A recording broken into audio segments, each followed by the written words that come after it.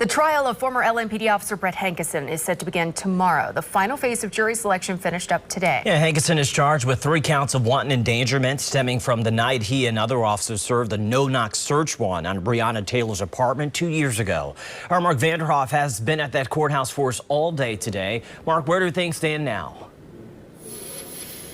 Stefan, Jennifer, we started out with 48 prospective jurors this morning. We now have our 12 jurors plus 3 alternates, and they've been sent home for now, but they will be back early tomorrow morning for the beginning of this trial.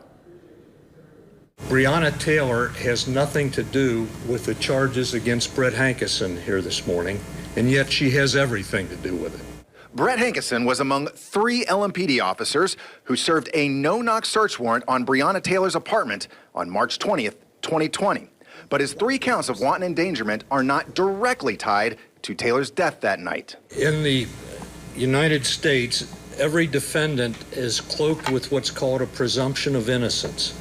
That means as Brett Hankison sits here in this courtroom right now, he is presumed innocent of the charges that are contained in the indictment. The charges stem from shots Hankison fired that entered a neighboring apartment with 3 people inside. Can you all accept the fact that as he sits here right now, he's not guilty of anything? In the courtroom, Hankison watched as his attorney and the prosecutors questioned prospective jurors. Does everybody agree not to hold us up in comparison to some show you saw, an episode of CSI or Law and Order, where they put on a case in 20 minutes? Hankison's trial will include more than 30 witnesses, including former officer Miles Cosgrove, who helped serve the warrant at Taylor's apartment. The other officer there that night, Jonathan Mattingly, has said he will plead the 5th and refuse to testify. Commonwealth has the burden of proof in a criminal case, and we gladly accept that burden of proof. And that burden of proof is that a jury must find that the defendant is guilty beyond a reasonable doubt.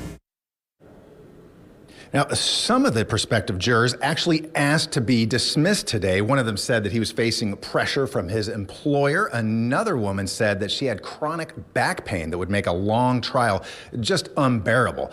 As for tomorrow, we expect to hear opening statements from both sides. Live at the Judicial Center, Mark Vanderhoff, WLKY News.